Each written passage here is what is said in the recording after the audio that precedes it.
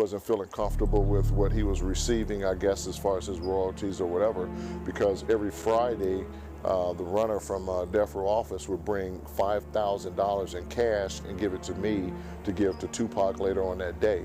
And Pac would, every Friday, would tell me, Frank, call the office and have Roy bring me, five. And, five was $5,000. It was like Friday was his payday, but it was only $5,000 every time. Yeah, he was making millions of dollars, but $5,000 out of $1 million is not much. That's not even a fraction of a percent. If he was there, it was confrontational if he was going to get whatever he was going to get. If he was asking for his masters or asking for the paper that he signed, because he did those 3 albums, it didn't take him long. So that's the completion of that obligation as I know it. And I tell you, he had movie scripts and he was truly interested in that. People were talking to him about it. He was bigger than Death Row. His ideas was bigger than that because he wanted to go further than that, and he wasn't dragging a Suge behind. Ain't you gonna get that?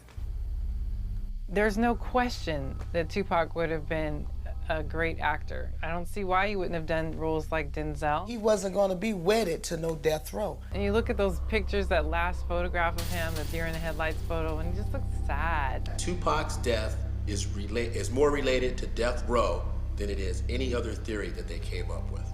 Due to what I heard in New York about the Machiavelli album, about him requesting his freedom, about him wanting to start his own production company. Sources claim that after the trip to New York, Tupac put both Kenner and Rightway Security on notice. Shakur would no longer use their services. I think after we did the MTV Awards, I don't know what went down, but he wasn't too happy about it, and he didn't care about going anywhere. So he didn't feel like he didn't want to go to Vegas. I don't even think he wanted to do the video. With Tupac set on his own path to success without the weight of Death Row, and now having given his 2-week notice tonight in the New York hotel room September 4th, Tupac decided to focus on more personal issues and cancel the Death Row scheduled trip to Las Vegas the following weekend.